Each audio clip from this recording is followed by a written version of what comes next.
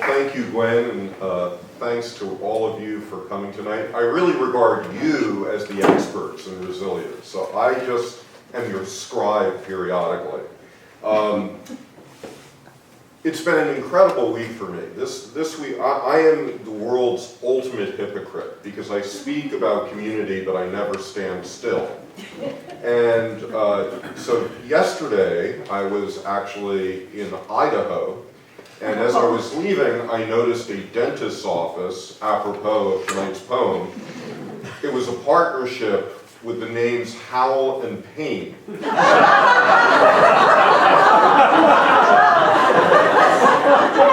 So there is a long-standing tradition here.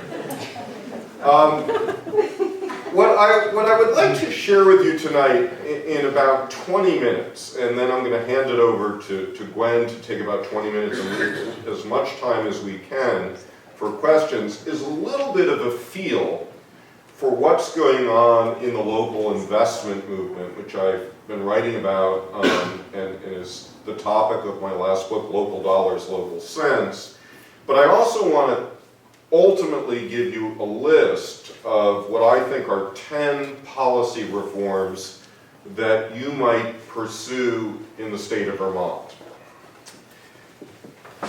I think a starting place for the discussion tonight is recognizing you are doing something right. Over the last 5 years, you have had one of the lowest unemployment rates in the country.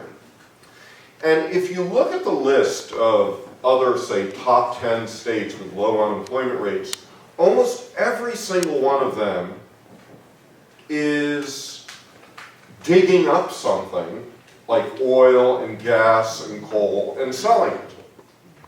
That's not what you're all about. Most of the other economies pay not a lot of attention to their labor and environmental standards. And yet you pay attention to it and somehow have managed to derive a low unemployment rate. I believe the reason is that you have not made most of the mistakes that other people have made, other states have made with economic development. That unlike most states, you have followed what I would consider the 3 most important rules of prosperity. That is that you are nurturing locally owned businesses, you are trying to create a diversified, self-reliant economy and using that as your base for relating to the rest of the world, and you are being very mindful of a sense of place with reasonably decent labor and environmental standards. This is not just guesswork on my part. There was a nice study released by the Federal Reserve in Atlanta just last month that is a very thorough regression analysis of every county, every place in the United States, and what they found is that the most prosperous communities are those with the greatest presence of locally owned businesses, which sounds to me a lot like Vermont. Now, there are many things that I would often speak to with an audience like this that I won't tonight because I think we have probably 99% buy-in.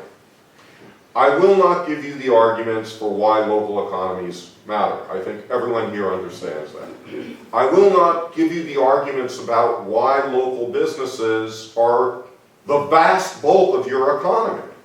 I won't tell you why local businesses are actually becoming more competitive.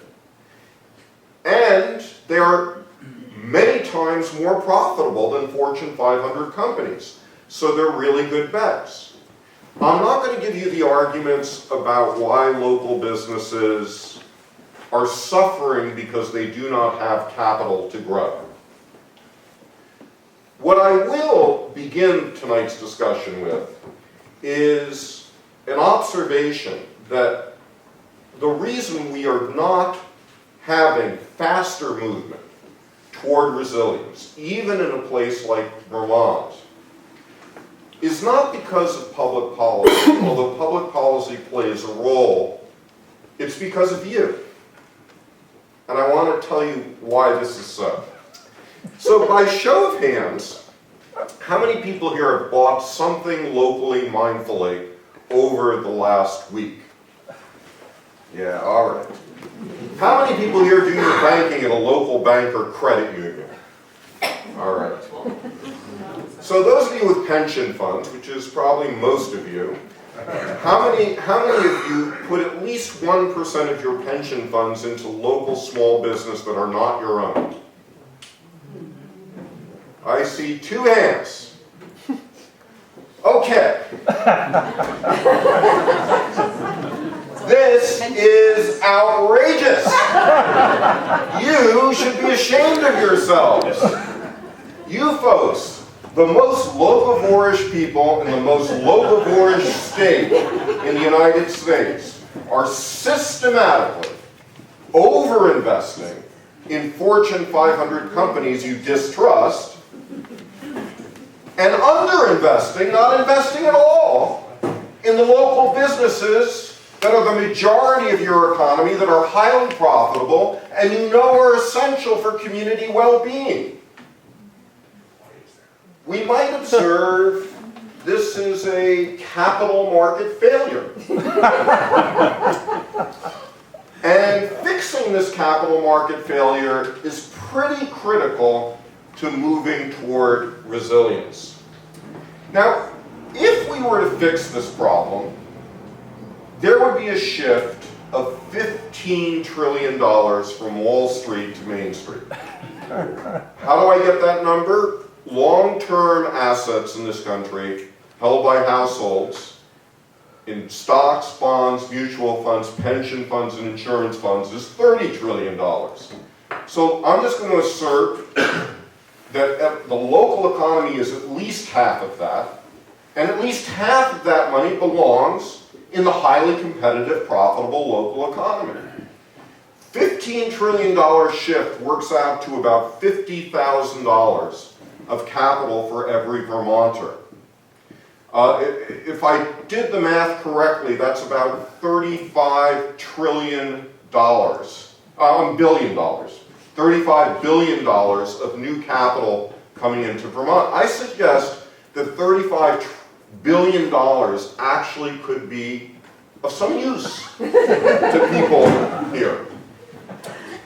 Now someone whispered, but why do we have this? It's very simple. We created, during the Jurassic period, also known as the Great Depression, we created a system of investment apartheid.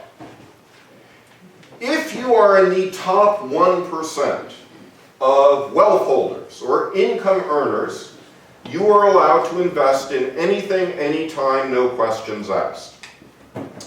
If you're in the other 99%, you may only invest $1 in a locally owned business if that business has paid off attorneys $25, $50, maybe $100,000 for thick disclosure documents, often written in 8-point font, all caps. No human being has ever been observed to read these things. And as you go through, every page basically says you will lose everything. You will lose everything you will lose. So we have these empty pronouncements by attorneys that live on their hard drives that we are forced to comply with before we can put our money in local business. This is kind of insane. And the good news is that people are beginning to break through all of this. People are breaking through. The 99% are figuring out in this state and in states all across the country ways of moving their money into Main Street. Some are doing it just by prioritizing credit unions. Some people are working with their local banks to help them create specialized, targeted CDs. For example, Equal Exchange, a fair trade coffee company, approached their local bank, Wainwright, recently became Eastern in Boston, and convinced them to create a special CD just to support them. So you can buy a fair trade CD to support Equal Exchange, and as a result, Equal Exchange has a $1 million line of credit. And this, by the way, the people who deposit are not accredited investors. There's a group in Port Townsend, Washington called LION. LION stands for the Local Investment Opportunities Network. Port Townsend is a town of 10,000 people. And the guy who founded LION, James Fraser, was addressing another very specific problem in securities law, which is after you've spent the $25,000 or $50,000, you still can only approach people with whom you have a pre-existing relationship. In other words, you can't generally advertise. So what Fraser did was brilliant. He said, let's hold a party like the group of people here tonight. Bring together businesses and investors once a month, apply them with free alcohol and food like you've done tonight. Well, not the alcohol, but the food. And at the end of the night, we have a little checklist. Who do you now have a pre-existing relationship with? And then the business plans get circulated. Just this one little social invention in this 10,000 person town has led to $1 million a year since 2008 of new investment coming into local business. We are seeing a proliferation of websites. Last count was somewhere north of 500. Many of them are donation-based. Donations to projects or businesses are not security, so this is a little bit of an end run. That's what people are doing with Kickstarter. Kiva allows you to put $100 in an entrepreneur. You get your $100 back, but you don't get interest. And not getting interest means this is also not a security. So another creative dodge of securities law. Still another creative dodge of securities law is pre-selling. So there's a wonderful restaurant in Hardwick called Claire's that financed itself through a frequent eater program. Basically, people bought, a couple dozen meals in advance, and that was the capital to build the restaurant. Absolutely brilliant, and she didn't need securities attorneys in order to do that. All around the country, we are seeing more and more companies issuing stock just to people within the state. Intra-state offerings. This has been on the books for a long time. And I'll give you some examples of where this is happening. For example, also in Port Townsend, they created a mercantile, which is a shopping, general department store. They didn't want to have a chain Target store in the community, and they needed $500,000 to build this thing. And they created a local stock issue and sold the stock like Girl Scout cookies door to door. This thing opened last year. And these mercantiles are opening all around the country as local stock issues. Now I have to say, what bothers me about these local stock issues is that someone still has to spend $15,000, $25,000, $50,000 on attorneys for those disclosure statements. And about 4 or 5 years ago, I got irritated enough to write a piece for a journal of the Federal Reserve. And I suggested that we ought to have a $100 exemption. Wasn't that radical? $100. You could give $100 and put money into anything, no questions asked, $100. My theory was that $100 is no more risky than a Chinese dinner for two at a new restaurant. And yet we don't force that restaurant to do millions of dollars of disclosure, right? Others would never have restaurants open. Well, this went to the SEC, and some friends of mine wrote a rulemaking petition. Hundreds of letters poured in support of this. And what did the SEC do with this? Nothing. So 2 years ago, I was sitting at the Government Operations Committee and having the time of my life watching a Tea Party Republican representative grill Mary Shapiro, head of the Securities and Exchange Commission, and she was asked whatever became of that $100 exemption proposal. And she hemmed and hawed, dripping with condescension. We get these ridiculous proposals for loosening regulations all the time, and maybe we'll convene a committee in a few months to look at this. Unemployment at this rate was 9%, and she basically was saying, the only kinds of business we know that can solve unemployment, we don't care about. The committee went ballistic. This committee, half Occupy Wall Street Democrats, half Tea Party Republicans, unanimously. It was the only thing they unanimously agreed on ever. Unanimously agreed to not a $100 exemption, but a $10,000 exemption. This went to the Senate, got whittled down to $2,000, and the Jobs Act was signed in April of 2012.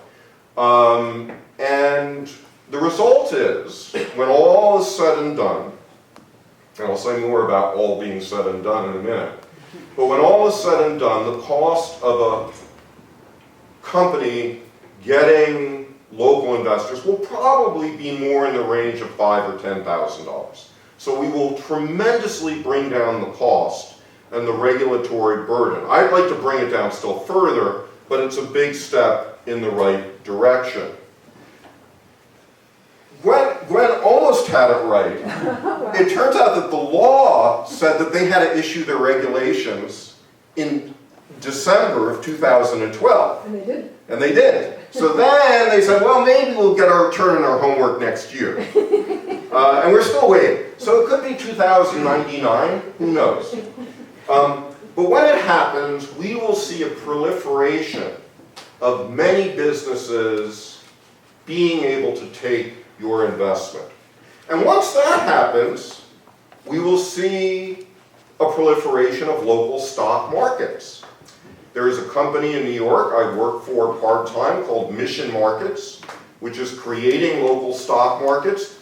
We flicked on the switch of our first one in Oregon in June called the Change Exchange.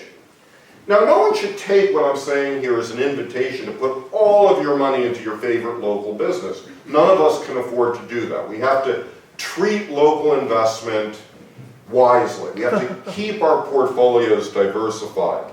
And the problem is that the law surrounding investment funds, pools of money, are even more nasty than those around the issuance of stocks. So the result is we have 7,500 mutual funds in this country, and not a single one invests in local small business. Instead, there are these little exemptions in the Investment Company Act, like nonprofits can have funds, and under the right circumstances, they can involve unaccredited investors. So, for example, the Vermont Community Loan Fund is something that does allow unaccredited investors to put money into revolving loan fund and support local businesses. In the meantime, those of us who are trying to create local portfolios do have some options. We can create an investment club, like No Small Potatoes in Maine, which is 20 investors, some unaccredited, some accredited, throw $5,000 each into their own LLC, and as long as they're all making all the decisions collectively, this is okay, and they are giving small loans to farmers and local food businesses. And the secret weapon of local investing, so secret that a dummies book has been written about it, is called the self-directed IRA, where you can take tax-deferred money that currently is going into one of the 7,500 mutual funds that don't touch local business, and bring that money into the hands of a custodian that if you shop around, you could pay that person a couple $100s a year, and direct that person to put money into all of the things that I just talked about. Interestingly, with your self-directed IRA, you are allowed to invest in anything except your own business or house or your kid's business or house. But interestingly, you can use your self-directed IRA to invest in your neighbor's house. And your neighbor can use her self-directed IRA to invest in your house. And therein lies an interesting business idea. There is a lot that's going on. And I could point out examples of all of these things that are going on the ground in Vermont. And my sincere hope is that Gwen and I and others in the state can start to document what's going on the ground here to inspire others to go further and faster. But where I want to leave you, as I promised, is with a list of my top 10 things that we should be asking from the state of Vermont. And all of these things are easy, and all of these things are practically free. They don't require any budgets. They might require a little bit just to kind of get it right. But for example, let's just go through this. Number one, just put on the state website a passive list of every company looking for local investment in the state. Not doing any transactions, just spreading information about who is looking for money. Number two, the state does an RFP on who is willing to pledge 1,000 self-directed IRAs for $100 each. In other words, who wants to do $100,000 of business and knock down the entry costs for making this happen? Number three, Gwen is going to be talking about public banking. What I would say is that even if you don't get to public banking, I mean, public banking, in my view, is an unfortunate term because it conjures up the idea that a storefront bank in Vermont is competing with other local banks and credit unions. But in fact, the model is that money that's coming into Vermont all the time from taxpayers or transfer payments from the federal government is just being casually reinvested in Bank of America in Malaysia. And that money belongs on deposit in smaller banks and credit unions all across the state, just like it is in North Dakota. Number four,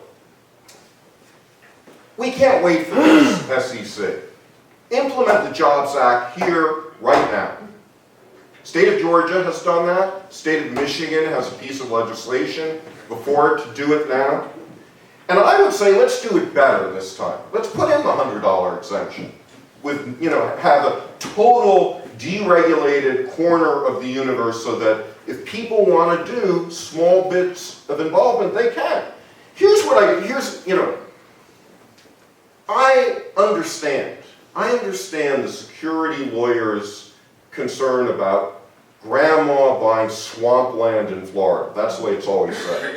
I don't know why it's always grandma in Florida, but it's always grandma's buying swampland in Florida, we have to protect her. But here's the thing, grandma can go into any one of 1,000 casinos in North America. And when grandma walks through the door, they say, "Excuse me, grandma, can you prove that you are an accredited gambler?" Never happens. Or did they say, "Before you sit down and play blackjack, please read this thick disclosure statement of all the risks of blackjack and sign." So we have two systems of risk management in the United States and in Vermont. One system called gambling, where everyone can lose everything for nothing, and probably will, independent of income. And another system called investing in your community, creating employment, prosperity, where we say, sorry, you can't play unless you pay a lawyer $50,000 for a useless disclosure document. Okay, I'm just saying you can fix this in the state here. Number 5, you can create a new kind of local fund. The SEC basically believes that whenever you're dealing with securities that are only issued and traded within a state, this is your business. Well, that's local business, right? And you could create new legislated vehicles, new local investment funds in Vermont that look very different than funds across the rest of the country. In Canada, where the laws are quite similar, the province of Nova Scotia a couple of years ago did this. They allow unaccredited investors to kind of step forward and come together as a community, create their own little revolving loan funds, and they have created almost 100 new funds to support local farmers and small food businesses. Number 6, let's allow co-ops to create these funds, because co-ops is a natural place where people can work together. And our co-op laws are really antiquated in this respect. We allow co-ops to happen to serve consumers and workers and suppliers and producers, but what about co-ops serving investors? Let's create an investment co-op piece of legislation in Vermont.